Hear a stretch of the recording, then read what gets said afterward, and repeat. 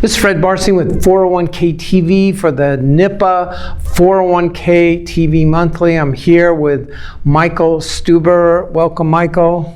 Thank you, Fred. Okay, if we ask you a few questions. Absolutely. Thank you. So Michael is the Director of Marketing and Operations for Primark Benefits in the San Francisco Bay Area with over 600 clients, a mix of 401k, 403b, and defined benefit, which I'm sure is what your clients in Silicon Valley like, a little bit of a mix. Yes, they like a mix.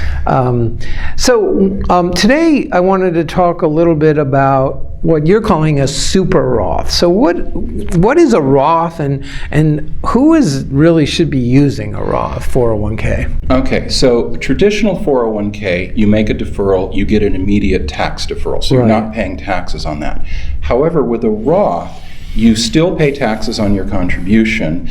Eventually, when you do pull it out in retirement, not only does the contribution come out, but all of those gains will come out tax-free. Right.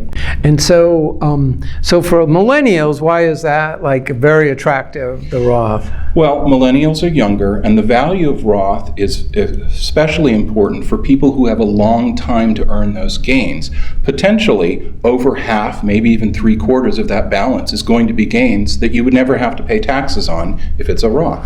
And millennials are probably at their lowest tax income, and it's only going to rise, and we suspect taxes could actually rise if we actually have to pay for the deficit at some point. So It's a really great deal for the millennials. But today we want to talk about a concept called the super Roth. What is that? Yes, well, under a regular 401k plan, the cap, the dollar amount that you can put in to a Roth is $18,500.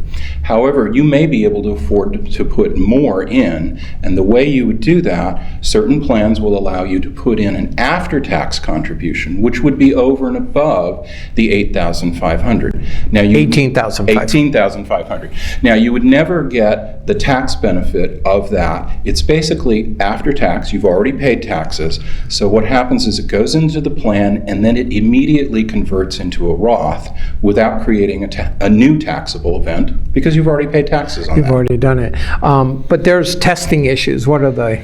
Well, one of the things that does happen is you always have to test in a plan the participation rate of the highly compensated or the highly paid employees versus everybody else. Even in that after tax? Right. This test is not covered by what's known as the safe harbor. It has to be tested on its own. So the highly paid people, the highly compensated, they will be limited by the participation rate of the non-highly compensated employees. So you have to have some interest from those non-highly compensated employees. But there is a way to get around it a little bit, at least in the beginning, for an employee. How is that? Well, in your first year of employment, unless you own more than 5% of the business, even if you're paid really well, you are always a non-highly compensated employee. To be a highly compensated employee, you actually have to earn more than $120,000 in the prior year. So a lot of these well-paid people might not be highly compensated employees in the first year, maybe not even in the second year. So this is something to do in your first year of participation. Why not in the second year?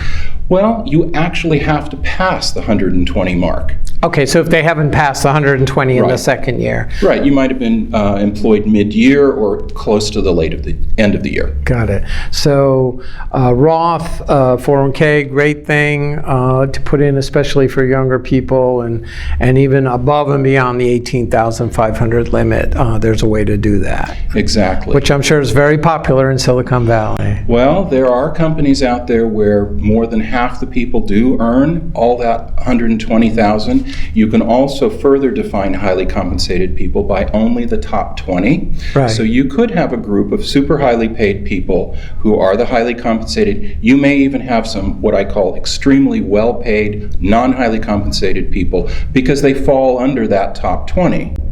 Right, I got it. But as much as they're highly compensated, they have to make it up with the high cost of real estate and homes there. So it all balances out. That's one of the issues, yes. Thanks for your time today, and thank you for your support of 401k TV. Yes. Thanks for watching 401k TV, the NIPA newsletter. Stay tuned.